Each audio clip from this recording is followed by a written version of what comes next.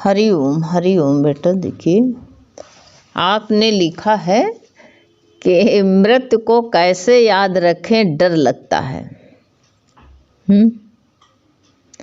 मृत, सच बात, मृत जो है ना, मृत शब्द सुहाता नहीं, लेकिन डरोगे तो क्या मरोगे नहीं?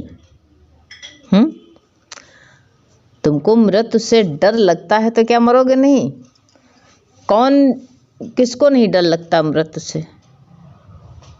उसको नहीं डर लगता है। जे मृत का डर तो परीक्षित को भी लगता था। इतने बड़े संत थे, इतने बड़े योगी थे, हैं? उन्होंने ऐसा कहा कि हम, और 7 ही दिन उनके पास में थे। उन्होंने कहा कोई ऐसा हमको गुरु मिले कि मृत से हमको मृत से भय छूट जाए, मृत के भय से हमको छुड़ा दे, मृत का भय ना लगे हमको, क्योंकि उनके अंदर भी भय था ये। तो कहा हमको जो है कोई ऐसा गुरु मिले। यानी बड़े से बड़े गुरु, बहुत विद्वान बैठे थे। कोई कथा बताता था, कोई क्या बताता था, लेकिन मृत का भय कोई छुड़ा नहीं पाया वो। लेकिन जब उनके मन में जिज्ञासा थी तो क्या मृत का भय से निर्भय नहीं हुए? वो हुए। जब उनके मन में ये जिज्ञासा थी, उनकी तपस्या थी, तो भगवान ने प्रेरणा करी सुखदेव के अंदर, जो जीवन मुक्त थे, जिसको मृत से डर ही नहीं था। उन्होंने कहा कि मृत क्या चीज है, मृत से क्यों डरते हो? मृत तो ऐसे है कि जैसे इस कमरे से निकल के दूसरे कमरे में जाओ, मृत इसी तरह है। जैसे अभी अभी हम इस कमरे में बैठे हैं और इस कमरे से निकल करके दूसरे कमरे में चले जाए। घर में तुम्हारे कितने रूम बने, कितने कमरे बने हैं, और इस रूम से निकल के दूसरे रूम में, ऐसे एक शरीर छोड़ करके दूसरे शरीर में चले जाओगे, और क्या होगा? मृत। लेकिन फिर भी मृत से भय लगता है। कहा कि तुम जा करके इस वक्त जो है, उसको भगवान ने, नारद जी ने कहा कि जा करके सुखदेव, एक तुम ही हो जो कि मृत के भय से उसको मुक्त कर सकते हो। कहा हमको बस्ती में राजाओं के पास में जाना नहीं है। राजा के पास वो जाए जिसको कोई आवश्यकता हो। हम राजा के पास में क्या करने जाए? संत महात्मा राजाओं के पास क्यों जाएगा? जाए वो राजा के पास में जिसको कुछ चाहिए। हम नहीं जाएंगे। नारद ने भय दिया। कहा कोई भूपट, जमीन के बराबर कुआं बना है भूपट, और भूमि पट कुआं बना हुआ है, कोई सूरदास उसमें गिर रहा है और आंख वाला वहां बैठा हुआ है। उनको दृष्टांत दिया। कहा आंख वाला बैठा हुआ है, और अगर जो है सूरदास कुआं में गिर रहा है, उसको तो दिखाई तो देता नहीं, अगर कुआं में गिर रहा है, वो आंख वाला नहीं बचा रहा, उसको बता नहीं रहा है, तो इसका पाप का भागी कौन होगा? सूरदास या आंख वाला? सुखदेव ने कहा जो इसके आंख है वो देख रहा। कहा इस वक्त जो है मौत के कुआं में परीक्षित गिर रहा है, जाओ बचाओ उसको, मौत का भय छुड़ाओ करके। सुखदेव आकर के जो उसको आत्म ज्ञान देते हैं, कहते मरे तो सब पहले से पड़े हैं। यही बात जो है अर्जुन से भगवान ने कहा है, महाभारत के युद्ध में क्या कहा? यही तो कहा है कि ये बड़े बड़े योद्धा जिसको सूरवीर तुम देख रहे हो, ये पहले से मरे पड़े हैं, तुम खाली इनको छू लो गिर जाएंगे, उनका टाइम हो गया है। इंसान मृत से बहुत भय करता है, डरता रहता, लेकिन फिर भी जो है मृत्यु आती है। जानता नहीं कल क्या होने वाला है। जानते हो? कोई समझते हो? नहीं समझते हो? किसको काल उठा के ले जाए, कब ले जाए, कब उठा करके ले जाए। प्यारे, मेरा 35-36 साल का दामाद आज चौथा 5वां दिन है, चटपट रह गया। उसको पीलिया थी, कुछ नहीं था। क्या वो मौत से नहीं डरा होगा? डरा होगा वो भी। लेकिन क्या मौत ने छोड़ा? ले गया ना। बेटी साथ में बैठी की बैठी, कब कब कहते नहीं है, रंग महल के शरीर जो है ना, एक महल कहा गया कबीरदास में, रंग महल के 10 दरवाजे और 10 में ताला लागा, ना जाने कौन खिड़की खुली थी, ये जीव निकल के भागा, चोरी कर लिया, चोर निकल के भागा।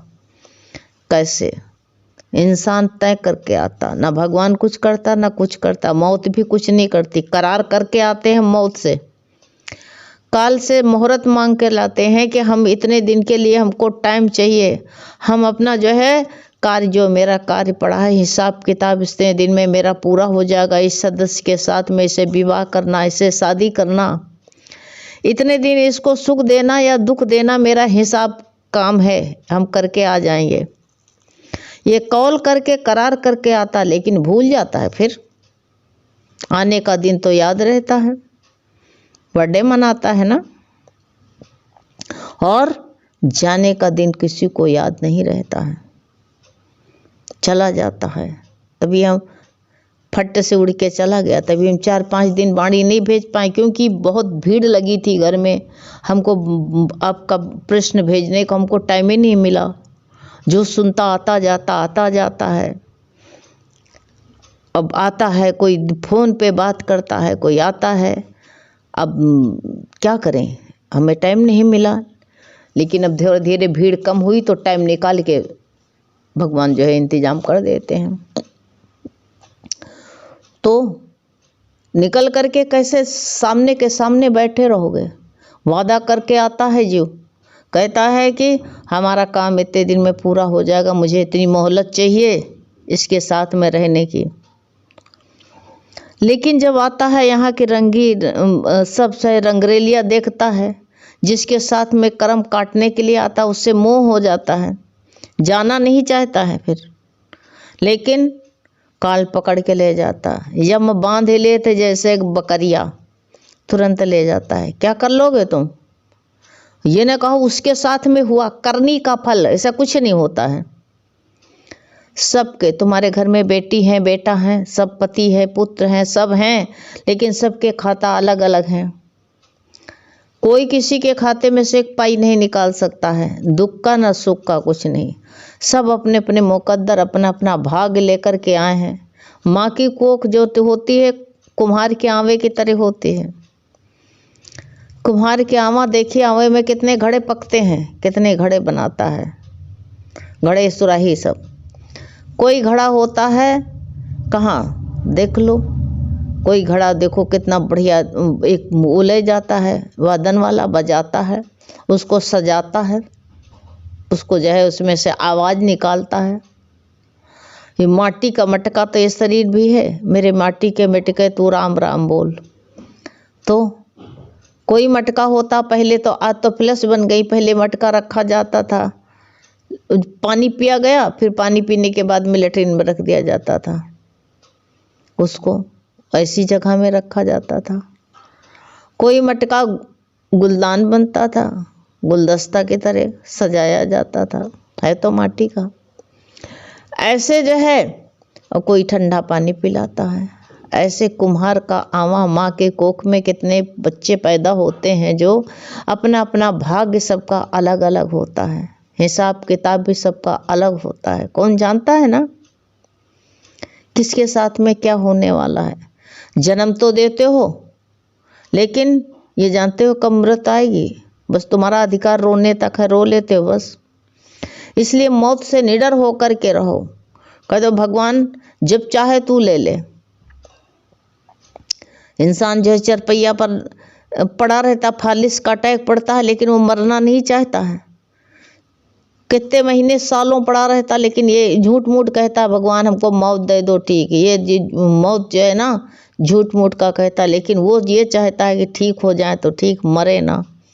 कोई भी जीव नहीं मरना चाहता है। एक नाली का कीड़ा भी होता है, वो भी मरने से डरता है, वो भी नहीं मरना चाहता। जो जहाँ आता उसको वहीं का बसिंदा बन जाता है, वहीं उसको अच्छा लगता है। ऐसे हम तुम भी यहाँ आए हुए हैं तो एक बसिंदे बन गए। लेकिन परीक्षित का जो आ करके सुखदेव ने कहा देख, एक दृष्टांत सुनाया। कहा एक राजा था, राजा जो है शिकार खेलने के लिए गया।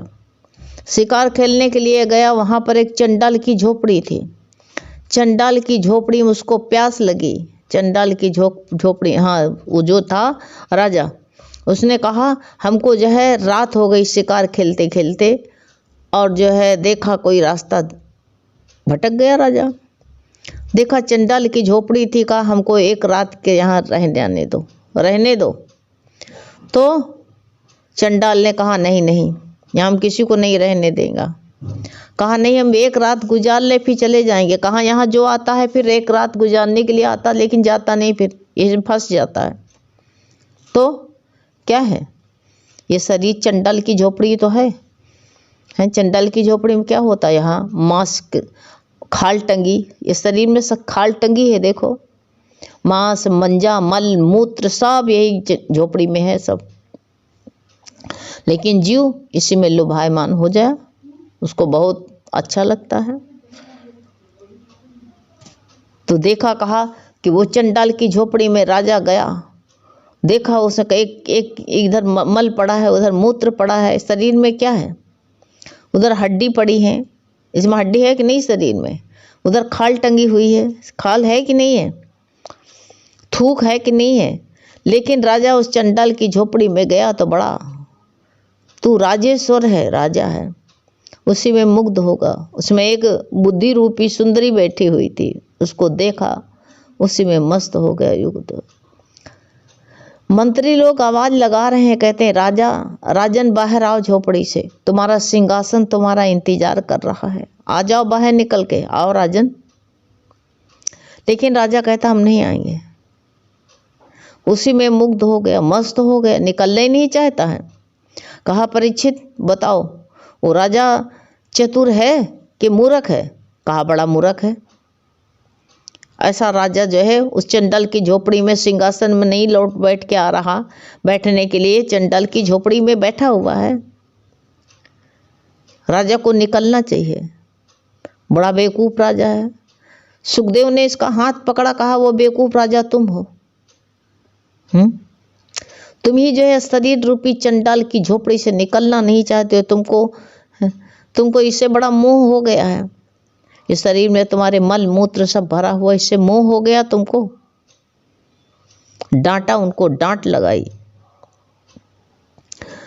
कहा देखो, अगर पुराने राजा को कैसे, राजा जो है ना उसको पुराने वस्त्र उतार करके तब उसके सर पर नहला धुला करके मुकुट उसके सर पर रखा जाता है, ऐसे तुम जो है ये शरीर रूपी पुराने कपड़े को उतार करके ताज पहनो, तब तुम्हारे सर पर ताज मुकुट रहेगा। लेकिन फिर भी इंसान मरने से भयता, कितना दुखी रहता है। अरे ये शरीर दुख रूप जो है ना, संसार में दुख ही दुख झेलता, लेकिन फिर भी जो है यहाँ से हटना नहीं चाहता, जाना नहीं चाहता। कहा ये तुम्हारा देश नहीं है, यहाँ दुख ही दुख हैं, और ये दुख तुमको अच्छे लगते हैं। रोज लड़ाई होता, झगड़ा होता, एक दूसरे का टेंशन होता है, बीमारी से इंसान जूझता है। इतनी शरीर में, जिस शरीर में रह रहा उसमें बड़ी दर्दें होती हैं, लेकिन पसंद उसी में रहना चाहता है। दिल से कोई अच्छे सच्चे ज्ञानी ही होते हैं। तब सुखदेव निर्भय हो गए। जिस वक्त अंडे में से तक्षक निकला काटने के लिए, सुखदेव ने कहा क्यों इतना सूक्ष्म रूप क्यों बनाया, बड़ा सा बनाओ। अपने विराट रूप में आकर के मुझे, हमने तो अपने प्राण जो है उसी दिन जो है गुरु को दे दिया था। ये तन है मेरा, जहाँ मर्जी हो तहाँ ले चलो। ऐसे गुरु कहते भगवान को अर्पण करो, गुरु को अर्पण कर दो तो भय नहीं लगेगा। अगर मान लो गुरु के सत्संग में बैठे, हमारी मौत आ जाए तो हमको डर लगेगा? गुरु के गोद में बैठे हुए हैं तो डर लगेगा? नहीं लगेगा ना। अगर सच्चा गुरु से प्रेम होगा तो तब नहीं डर लगेगा, अगर प्रेम नहीं होगा तो बहुत डर लगेगा हमको। इसलिए जो है परमात्मा में अपनी चित्त को लगाओ तो भय नहीं लगेगा। भय क्यों लगता है तुमको? क्यों कि जो है यहाँ रहना चाहते हो हमेशा, और रहना चाहते हो, कोई रहने देगा तुमको यहाँ? रहना नहीं देश बेगाना है, कोई तुमको रहने नहीं देगा यहाँ, है कोई नहीं रहना, कोई पसंद भी नहीं करेगा। जिनको पाल पोस के बड़ा किए हो, स्वार्थ होगा तब वो कहेंगे जीते रहो और ज़्यादा जियो तो तुम्हारी पेंशन हमको मिलती रहेगी, या तुम्हारे पास में कोई रकम होगा, कोई नहीं तो कहेगा जहाँ कल मरना था आज ही मर जाए तो ठीक। तुमको सब मरने को कहता है, लेकिन हम तुम मरने से डरते हो। मरना मरना सब कहे, मरण न जाने कोय, ऐसा मरना मर चलो कि बहुर जन्म ना होए। कबीर साहब कहते हैं ऐसा गुरु के वचन में मर जाओ। गुरु के वचन में क्रोध आता है तो देखो बहुत, तुमको तब नहीं भय लगेगा ना। इंसान चाकू मार लेगा, गोली मार लेता अपने को, हमने कई लोगों को देखा गोली मार लिया।